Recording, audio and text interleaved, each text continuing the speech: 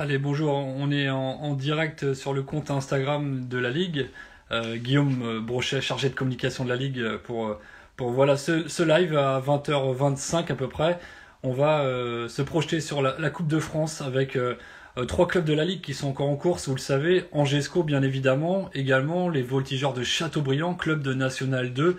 Et puis enfin l'Olympique Saumur, club de N3, qui va nous rejoindre d'ici quelques instants pour voilà, réagir un petit peu sur ce prochain match qui arrive à domicile, certes sans public, mais un match de Coupe de France quand même, un 16e de finale au stade des Rives du Touet pour l'équipe de Julien Souris, donc un bel événement qui aura lieu samedi après-midi à 16h30. Les Voltigeurs, ça sera bien évidemment dimanche en soirée à 18h30, et puis Angesco qui recevra le club des Franciscains. Donc merci de nous rejoindre pour ce live, avec dans quelques instants donc des représentants du club de Saumur qui vont nous rejoindre sur ce direct pour voilà, revenir sur cette qualification il y a peu de temps face à une équipe de Sablé, et puis cette réception de Romorantin, de la Montagnarde plutôt, de la Montagnarde, club de la Montagnarde, puisque c'est Romorantin qui viendra jouer contre l'Olympique Saumur. Donc on en parlera tout à l'heure, et justement on va lancer le direct avec quelques instants. Voilà, vous êtes 51 déjà à nous suivre, on vous en remercie, et c'est un plaisir pour nous de mettre en lumière le club de Saumur. On était hier soir. Salut Jean-François. Salut Guillaume. J'ai introduit un petit peu le live un petit peu de la soirée en rappelant qu'il y avait encore trois clubs de la Ligue qui étaient en course en Coupe de France, avec Angesco et puis les Voltigeurs de Châteaubriand et puis Saumur. C'est ça. Ça va? Comment ça se passe ce soir, fraîchement peut-être? Bon, ça va, pour jouer au foot, c'était plutôt agréable ce soir. Après, on verra. Il prévoit pas très chaud sur les 2 ou 3 jours arrivés, donc on prendra ça en compte aussi. Mais on préfère ça que d'avoir les premières chaleurs sur ce match-là. Exact. Et puis vous avez le privilège de jouer au football, et ça c'est une vraie C'est ça. chose. Bon, c'est clair. Ça a pas de prix. Ouais. Vas-y, rappelle-nous très rapidement tes fonctions au sein du club avant de nous donner la parole à Julien. Alors moi, je suis adjoint à la N3, adjoint à Julien, avec David Granger qui lui s'occupe plus spécifiquement des gardiens. Et puis autrement, je gère un peu à côté la communication du club, les réseaux sociaux et puis les quelques visuels qu'on fait. La très belle communication. D'ailleurs, on peut vous saluer et vous féliciter pour ce que vous avez fait jusqu'à maintenant, parce que c'était franchement très propre, très qualitatif. Ouais, c'était pas mal. Bravo. On a eu quelques bons retours. Ouais. Donc la séance d'entraînement vient de se terminer, c'est ça là depuis quelques C'est ça, on termine à l'instant. Ouais. On a pris un peu de retard par rapport à ce qu'on avait prévu, puisqu'il y avait les tests PCR pour la 8e fois, puisqu'on en fait 2 par semaine. Et puis ouais, là, on vient juste de terminer. Parfait. Bah écoute, merci Antoine en tout cas d'être disponible. On se retrouvera bien évidemment samedi, puisque la Ligue va venir samedi au stade des Rives du Touet pour faire un petit reportage. Et vous serez bien accueillis. Ouais, j'espère bien. Je crois savoir que Julien n'est pas très loin de toi, c'est ça? C'est ça, je te le passer. C'est gentil. Merci. J'ai pas entendu la fin, Guillaume. Salut. Salut Julien, apparemment il nous disait qu'on allait être très bien accueillis au stade des Rives. Ah, toujours. Saumur, ville viticole. On sait recevoir.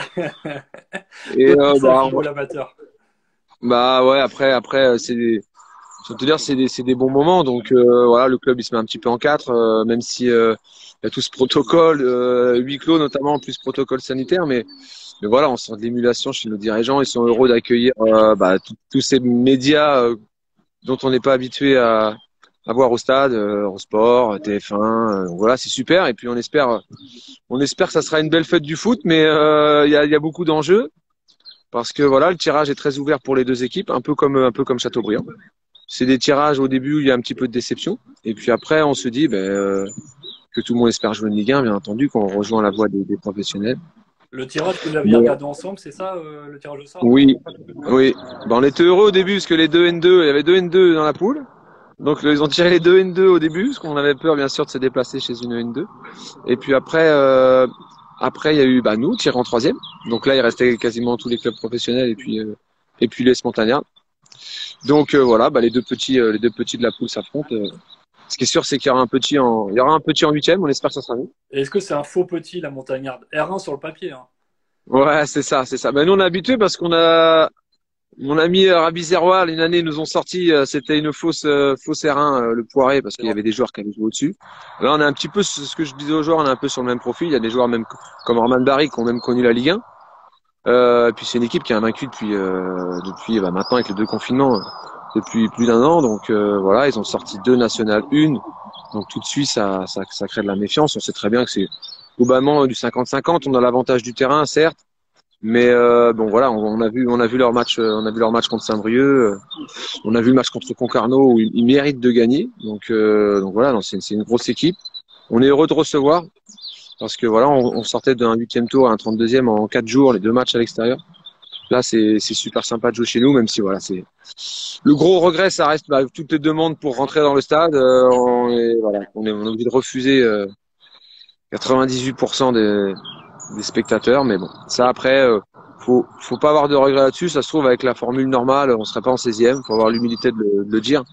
Donc on profite aussi parce que comme tu le disais tout à l'heure, nous on a la chance de jouer. Des fois, on a presque envie de s'excuser, d'être heureux, de faire des cris de guerre parce qu'on se dit c'est un peu déconnecté de la situation actuelle sociale dans le pays et puis aussi par rapport aux autres clubs qui eux nous jouent pas. Donc on est presque des fois un peu de pudeur, mais voilà, tant mieux, j'ai envie de dire tant mieux pour nous, tant mieux pour le club aussi. Après, ça a bien bossé depuis décembre et il y a une forme de récompense pour le groupe qui, voilà, j'ai la chance d'entraîner un super groupe de garçons qui ont investi cette compétition et puis qui sont récompensés tout simplement. Et justement, tu parlais des bénévoles, de la commune, tu sens quand même malgré tout une émulation sur ce match?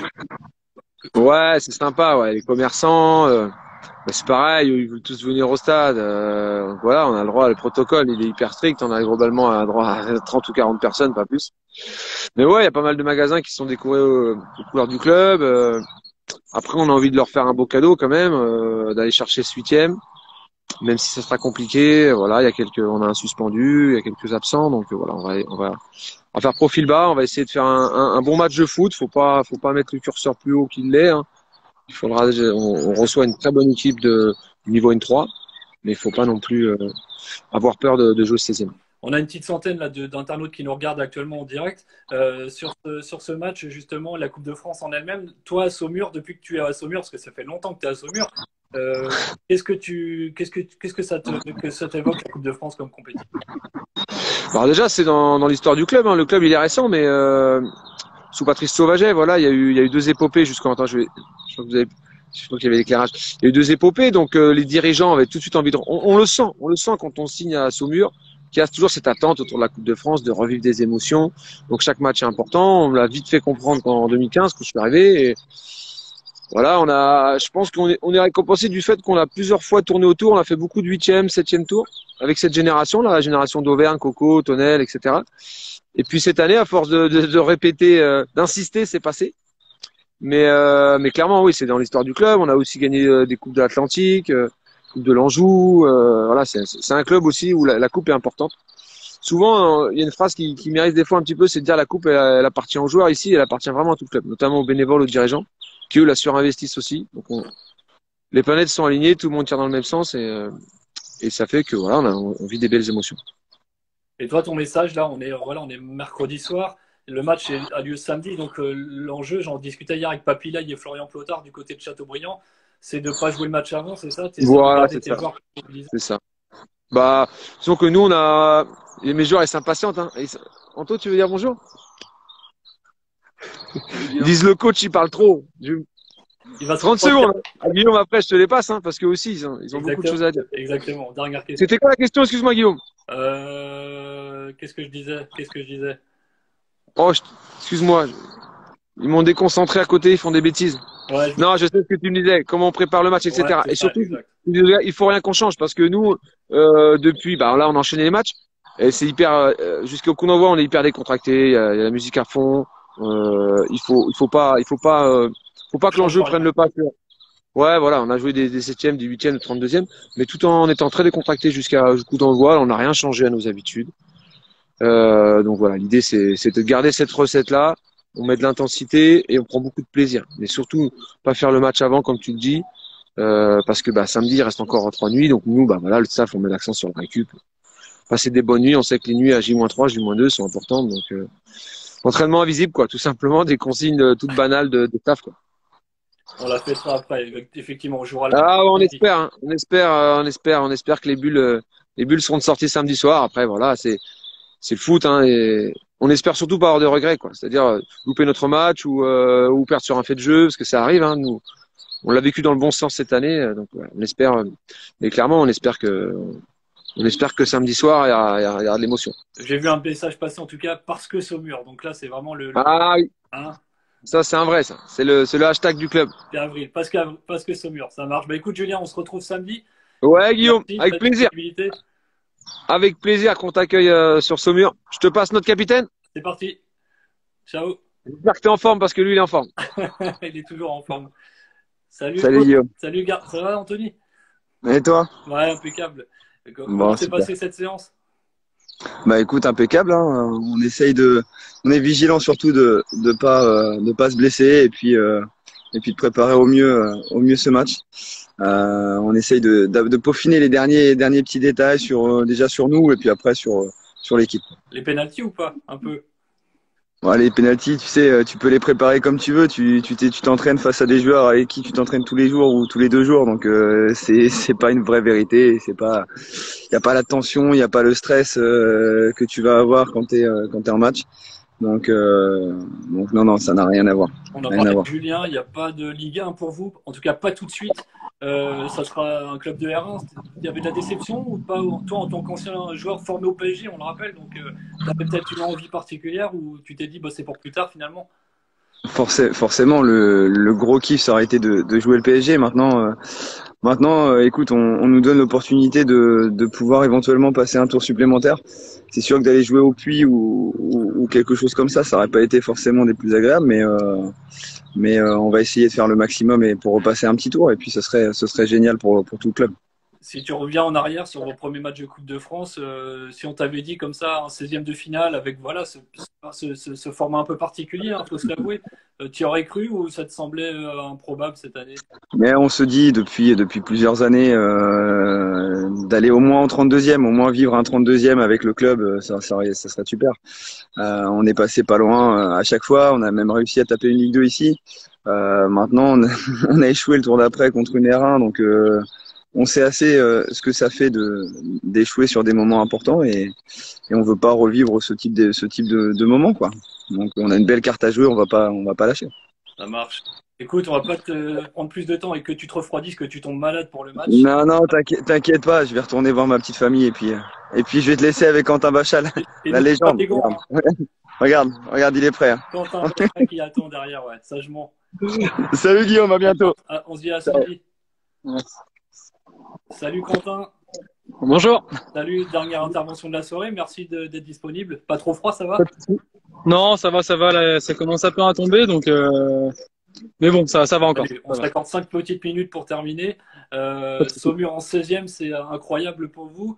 Toi qui as joué à Sablé, vous avez joué à Sablé récemment, vous les avez éliminés.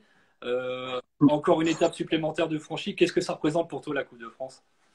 Bah ça représente beaucoup parce que même moi j'ai connu un 16e contre le PSG il y a 10 ans déjà. Et du coup on a connu pas mal d'épopées avec Sablé, donc ça rappelle beaucoup de souvenirs. Donc 10 ans après c'est vraiment magique. À 10 ans, tu avais quel âge du coup? Tu étais hyper jeune. Ouais, j'avais 20 ans, ouais. Donc à 20 ans, et tu jouais contre des quoi, Néné, il y avait Néné à l'époque au PSG? C'était la première année des Qataris, donc Néné, Pastore, Sirigu, Seara, Gamero. Donc ouais, c'était incroyable. Ça allait vite. Ouais, ça allait très très vite, trop vite. Est-ce que le tirage au sort, on en parlait avec Julien et Anto juste avant, une R1, alors sur le papier ça paraît abordable, mais je suppose que voilà, s'ils sont en 16e, c'est pas par hasard. Tu t'en méfies toi aussi? Tu connais cette équipe? Oui, je connais, je les ai joués des années auparavant avec Sablé quand c'était en CFA2. Donc non, c'est une bonne équipe, ils ont éliminé des bonnes équipes, donc même si c'est une R1, faut pas les prendre à la légère et rester concentré, on sait ce qu'on vaut. Si on fait pas n'importe quoi et qu'on joue comme on sait le faire, normalement, voilà, mais il faut faire attention et ne pas le prendre à la légère, surtout pas. Et là, malheureusement, bah, il n'y a pas de public pour vous, donc est-ce que finalement ça ne change strictement rien? C'est du 50-50 au coup d'envoi ou malgré tout, il y a l'avantage du temps? Bah, ça reste toujours du 50-50, même si il y a un niveau d'écart, ça reste toujours du 50-50. C'est vrai que le fait de pas avoir de public, il n'y a pas d'encouragement, il n'y a pas d'ambiance. C'est vrai que c'est un peu triste, mais à côté de ça, tout le monde nous suit, donc Donc on fera ça pour eux. Un petit message aussi pour les joueurs de N3 et pas que, hein, ceux qui sont en dessous, qui vont difficilement pouvoir reprendre le chemin de la compétition. Toi, tu vis comment cette capacité, cette possibilité à jouer au foot encore, à s'entraîner? Bah, on a l'opportunité, grâce à la Coupe de France, de continuer à s'entraîner. Et c'est vrai que ça fait vraiment du bien. Le soir, après le boulot, aller s'entraîner, c'est vrai que ça fait du bien, ça nous décompresse. Contrairement à certains qui rentrent chez eux et bah, qui peuvent plus faire de foot. Donc c'est vrai que c'est un gros plus pour nous. Et ça fait vraiment du bien. Impeccable. Dernière question, je sais qu'au sein de cette équipe de Saumur, il y a 3 anciens jeunes du pôle espoir de Saint-Sébastien à la Ligue. Il y a Tristan Grippon, Mathias Blanchard et Ronan Touzet. Un petit mot sur ces 3 minots là, qui sont passés par Angesco il y a peu de temps finalement. Comment ils s'intègrent à Saumur et malgré leur jeune âge, est-ce que tu sens que voilà, leur apprentissage à Angers leur a fait du bien aussi? Ah bah ça c'est sûr, hein, ça fait toujours c'est toujours un plus de passer par un centre de formation et ils s'intègrent hyper bien, c'est des bons petits jeunes et ça se ressent sur le terrain et même dans l'ambiance dans le vestiaire. Et moi j'ai eu l'opportunité de jouer contre eux aussi quand ils étaient à Angers et quand j'étais à Sablé, donc je les connais un petit peu d'avant. Mais non, ils s'intègrent hyper bien, c'est des super jeunes. Bon, bah parfait. Il reste encore quelques jours avant le coup d'envoi de ce match, samedi après-midi. Est-ce qu'il y a du stress? Est-ce qu'il y a de l'appréhension? Ou est-ce que tu es pressé d'arriver à ce match-là? Comment tu le vis, toi, personnellement? Ouais, je suis pressé, mais il n'y a pas d'appréhension de stress pour l'instant. Je pense que le jour du match, ça sera tout autre. Mais pour l'instant, non, on vit le moment présent et je pense que le jour du match, ça sera différent. Un message peut-être adressé aux bénévoles, aux supporters de Saumur qui nous regardent ce soir? Ah bah c'est aussi pour eux qu'on fait tout ça, hein. Sans eux, on serait pas là aussi. Et ça nous fait plaisir de les rendre heureux et de rendre heureux nos supporters. Sans eux, on serait rien, hein. Donc on le dédie aussi à nos bénévoles et nos supporters. Et puis on aura le plaisir de mettre tous en lumière. La Ligue viendra samedi vous voir pour immortaliser ce match et voilà, vous mettre en lumière comme vous le méritez, comme Châteaubriand Avec, notamment. avec grand plaisir. Merci Quentin, je te dis à samedi. Ouais, merci à toi, samedi. Bonne soirée, à samedi. Salut. À toi aussi, ciao. Allez, Jeff, Bon, bah, c'est tu bon. vois, on te redonne ton portable. Voilà, la boucle est bouclée. C'est exactement ça. Et les derniers préparatifs, justement, logistiquement parlant, le match au stade, le stade est habillé ou est en cours d'habillage, c'est ça? Il n'est pas encore habillé. Tous les plans, bah, je peux te le montrer rapidement. Ouais.